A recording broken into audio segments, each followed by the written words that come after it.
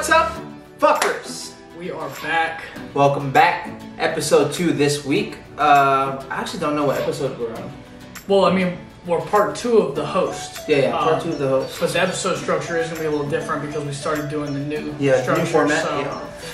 So we'll probably have it as whatever that episode is, part 1, 2, and 3. I love that. So Monday, we just talked about the story of the host and, things we... Just host, right? Yeah. Sorry, not the host. Is it? The host is another good film. Yeah. It's really good. Yeah, just host. And we talked about the story. Today we'll be talking about the acting and the directing touch. Of this movie. And I'm just going to go ahead and start it off and say that the acting in this was incredible. I mean, straight up. Very small cast, too. Yeah, cast of a total probably... Not including like the boyfriends and the partners. We got like 8 or 9 people that are in this movie. Yeah, in total. Very, very small, but the acting was just on point. And I mean on point. Even like this is how I know the acting was good. So for me, the part where Gemma fucks up. We talked about this in the last story in on Monday where Gemma makes a fake. She invites this fake spirit into all of their houses. Mm-hmm. I believed her. Oh yeah. Like I was like, oh, this is it. This is how it's starting. This is the start of the ghostly shit. I was like, oh, this is it. And then she brings her head up.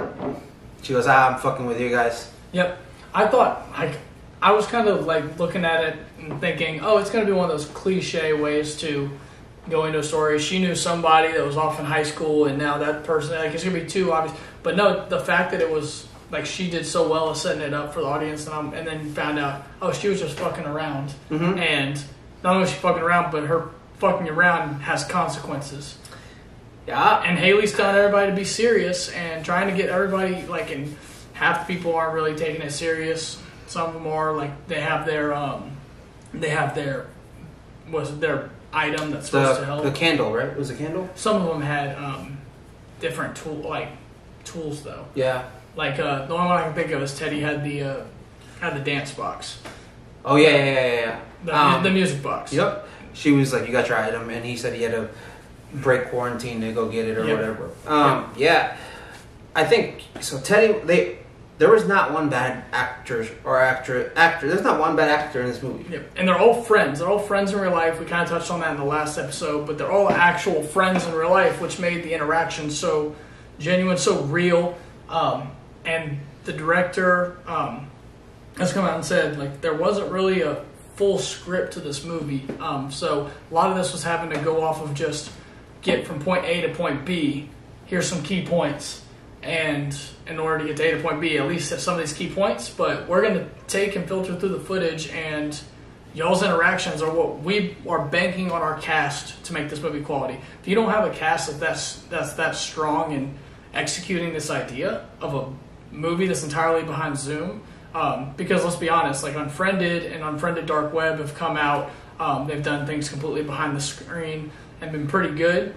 They have their downfalls, but they're at least good. I think Hosts did what they were trying to do even better. And I know there's people that like Unfriended, but I think the acting and the non-bullshit teenager drama shit that was happening in Unfriended is completely cut out of this. Yeah, I agree. And one of the biggest things that probably helped them for me is just the genuine reactions, right? Is because you have like an outline and you have points to touch on, but you don't like it. It's almost you're free. You're free to just talk and see like what you guys can do. And it, like I said, in order for me to be invested, it's got to be believable. And they all did a really, really good job of making believe in everything that was happening. Even the only thing I didn't like, I know you like the mask thing. As far as like directing and stuff, you thought that was like that was your favorite scene. Yeah. I just didn't like the CGI. It's just a filter. Yeah. It's the same thing we do on Snapchat. Yeah. It's not really CGI, it's just a filter on. Really? Yeah, I mean obviously you have to have computer effects in there, but is that why did You just don't like the Snapchat filter? Well, yeah, I know. Like, it was just the mask turning. I don't know. Yeah, it's just. Okay. I guess I misread it. Like, it looked like. I mean, I thought they were trying to make it look like it was a real mask. No, it's supposed to entirely be like a filter. Yeah. So I was like, that doesn't even look like a real mask at all. That's why I was like, yeah. Yeah, that would have been bad if it was trying to be a real mask. No, that is entirely supposed to just be. The thought is, and the actress made it pretty believable to me that like. Because you don't see it right off the way, and then she like focuses in on it and like walks up to it. But it's the assumption to the audience is that it's a filter on the ghost. Like the computer, the zoom filter is picking up on the ghost, which is kind of funny. And it's like if you think of it in a zoom sense. Yeah, I think like also like you know how hard it is to just act in a room with just you by yourself. And you have to make it seem like there's somebody in the room with you trying to take your life away. Like, that is tough. It's crazy. I mean, tough. Especially with a paranormal spirit. Like, there's they didn't have a ton of... They had some stuntmen that were helping out with some of the executions, like falling out the windows and Radina's boyfriend falling from the ceiling. Like, there were some stunt coordinators there, but there was a lot of stuff the actors had to do on their own, applying their own makeup, jumping through scenes, falling, genuine reactions they had to have. It was just them filming this through their phone or computer or however they're actually filming it, and just having to make that be effective in the course of the whole story. Like, you do it and you almost probably aren't sure if it looks good or not, and then you see the end product and you're like, oh, they picked this one out of my 100 takes that I did of this. I actually thought these were the better ones, but this one worked much better. So it's like being good in all aspects of that really helps. I know you can appreciate that as an actor. I mean, man, I just think it's like, in order for you to like make a story good, like the story's already good. Like, we talked about that. But in order for you to really make the story show like life on screen, you got to be able to act it out well. And man, there was not one thing in this movie as far as like acting and actually one thing as far as directing, but that I didn't like. But as far as like, I just didn't like how it ended. Oh yeah. So and I understand why it ended the way it did, because it's we all can relate to a abrupt ending on a Zoom call that got cut off because of a time limit. Yeah. So like it makes sense that we didn't see anything past the time limit. I was just mad. I was like, You wanted more. Yeah, I wanted it's a more. short movie. Yeah, I was like, well. So is anybody gonna find their bodies? Like, they're all literally just dead? And now. it also doesn't have to be like. I also appreciated that about this one is there wasn't like an obvious ending that was like they triumphed and got away from the and like I'm okay with that. I'm okay with it ended dark and like I mean sometimes like I love that sometimes that people just end up dying. Sounds so fucked up. I love people dying. But you just don't get that often in all these movies. But like still I think there should be like some kind of resolve. I know I talked about this with you. I texted you. I was like, there was like no resolve, and you said that was the resolve. But I wanted to know what happened to the characters. Oh, yeah, they just died. That's all. Yeah, there's not much else to it. Like when you're that invested, like when you're that invested in characters. So what would you want to have seen? Like a graphic death? Well, those were graphic deaths. I meant at the end. Only focused on the end. Oh. Well, death part was okay. I would have just liked to have seen what happened after. Like, what? After the death. But there's no one left in the movie. The woman. Salem? Oh, you're the one who's helping this seance. Shouldn't you be worried about them? I think she got cut off, like on and also another thing relating to the Zoom stuff is, I think her Wi-Fi was bugging. Well, what about the phone call?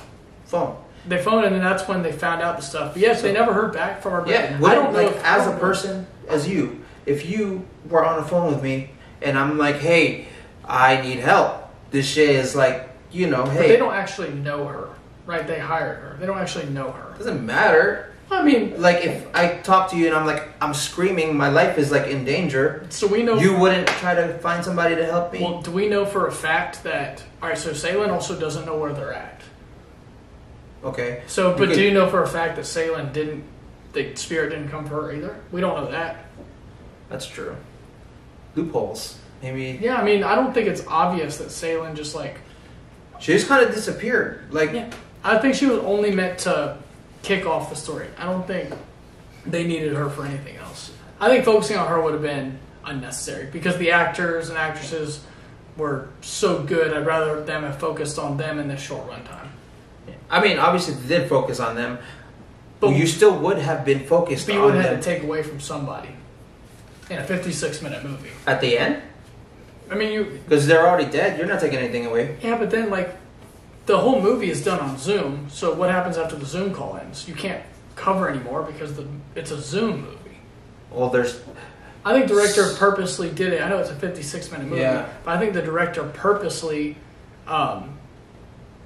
it's the end of the movie is where it's supposed to be relatable to quarantine. Mm-hmm. It's not supposed to be like this covering of a feature-length film that's gonna hit every bell and whistle. I get that. I still like for me. Even though it's short, you could still go and like now. If you're Salen and you find out that they're dead, they're just dead. Like you're okay. Well, you could have added like an extra 5 minutes of the movie and had to been like, well, these people are dead and I can't help but like I don't know if she could feel bad about it or whatever. But I think I don't know. I liked the actors and actresses so much that I'm glad they didn't take away from them to focus on Salen because I didn't really care about Salen. Yeah. Salen I could care less about. Like, cool, she's there at the beginning, but I loved the actresses so much that I was like, I wanted to focus on them. You could give me all of their interactions on the screen and just continue to that. Oh, by the way, Salen did a great job acting too. She was great. I mean, the limited parts that she's on. And she made a big impact for the probably 5-10 minutes that she was in the movie. Yeah, that's probably 10. Yeah, that's how you know somebody's really good. Kind of like Anne Hathaway in Les Mis. I don't know if you watched Les Mis, but I heard it's very sad, so I have no interest in it. She was in the movie for about 15 minutes. She won Best Actress at the Oscars. Best Actress? Best Supporting Actress. I was gonna say, so that'd be bold to win Best Actress. Best Supporting Actress, and that's how you know somebody does a really good job. She made a big impact for what she did in her character. Like I said, these people, like they did I don't know who's like. I don't know who they are.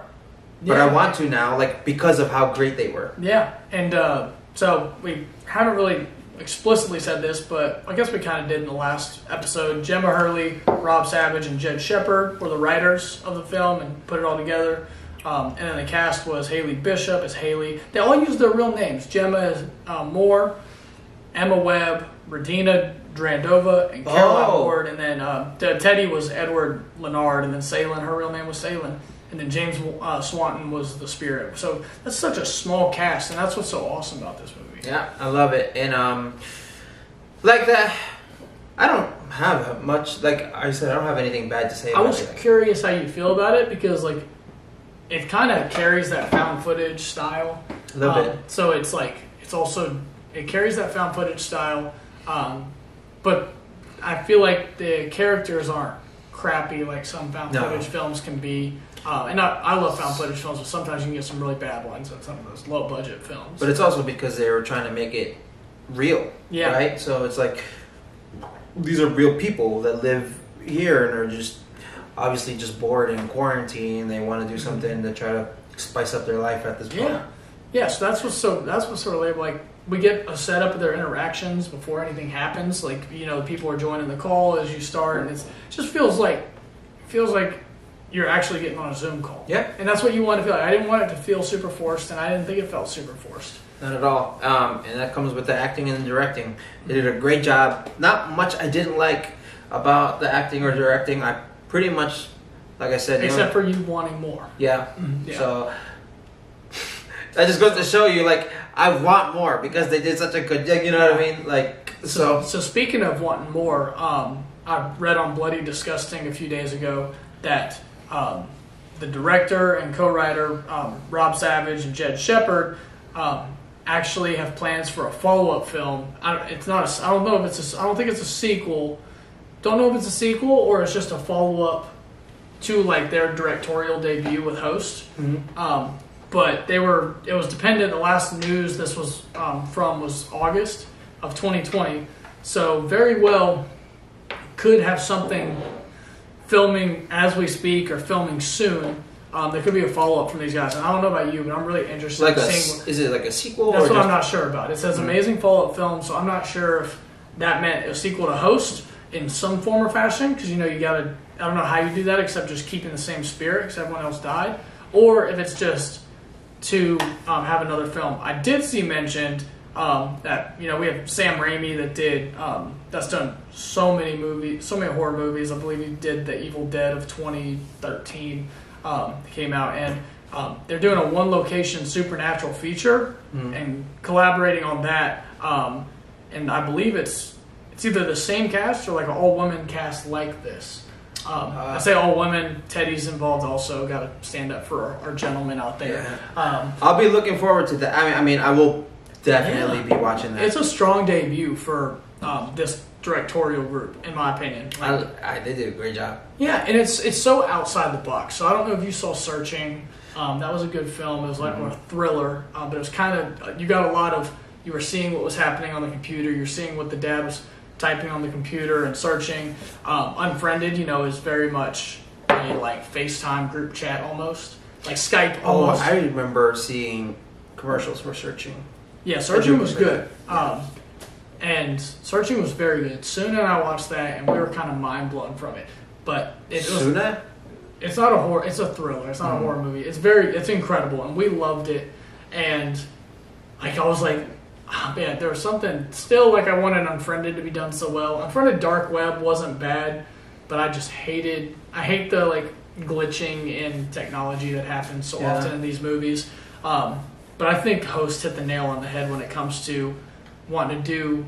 I mean, how do you like? And like one of the things also that made it real. I mean, just small details, by the way, is this. I'm just going to mention this is that at the beginning of the movie, Gemma was on the computer and her phone, and they had like the weird ringing, and she was like, "Oh, you gotta take the phone." It's kind of like how you would do it in real life, and or whenever somebody would scream into the laptop, you hear like this weird like almost scratching, like you know what I'm talking about? Like it's whenever it's too loud. Yeah, like, when if I was on a call next to this computer and we were on the same call, it's gonna things you deal with that you're like, all right, whose phone is that? Whoever needs to check their. It's like small subtleties like that the director really focused on, like almost like he took a poll of people and was like, what is all the annoying shit or the funny shit that happens on set? And like one thing I guess they didn't have, they kind of had it with Radina was like someone in the background, like while you're trying to focus on something. That happens like so much. He was cooking? Yeah, like doing some other stuff, so it's like background noise that's interacting with what's happening. I mean, she was the cutest, by the way. Radina was adorable. Yeah,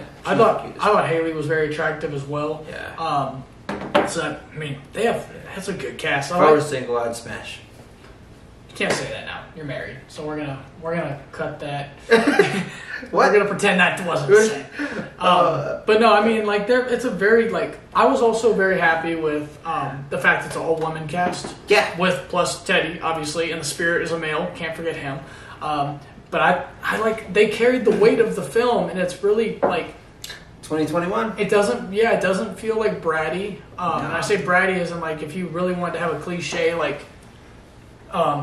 younger woman. I know I think they seem like they're like college, like maybe right out of college age. Yeah. So like all of them acted their age, which is perfect. It gets difficult when you start having actors and actresses that are acting an age that's really not them. Yeah. A lot of people have that range. Mm-hmm. A lot of people have that range. But someone that maybe has never been in a feature-length film before, like them, thoroughly impressed. Yep. With I agree. Guess what? We're going to ask you to be yourselves, and if you can do that well, this is going to be a success. And the director, having to put the stunts together, like in quarantine, how hard do you think that was? Oh my God. The falling out of windows, the falling from the ceiling that Radina's boyfriend did. One thing we were talking about in the last episode was Radina leaves the kitchen at one point, and I'm going to show you this scene again later. Radina's leaving, and her husband's like, you see him like up on the ceiling, like hanging down from it. Oh, like it's before I he. must it's have like not noticed. she goes that. in the bathroom and finds his phone and comes back, and then like you don't notice it. I noticed it in a review that was online, and I love catching subtleties like that in the background. Like after, yeah, me too. I like looking back shit, at that. How did I not see this? I guess I'll put it on the video as well, so everybody can see what we're talking about. Yeah, we'll do a still of it. And it's, yeah. Whew.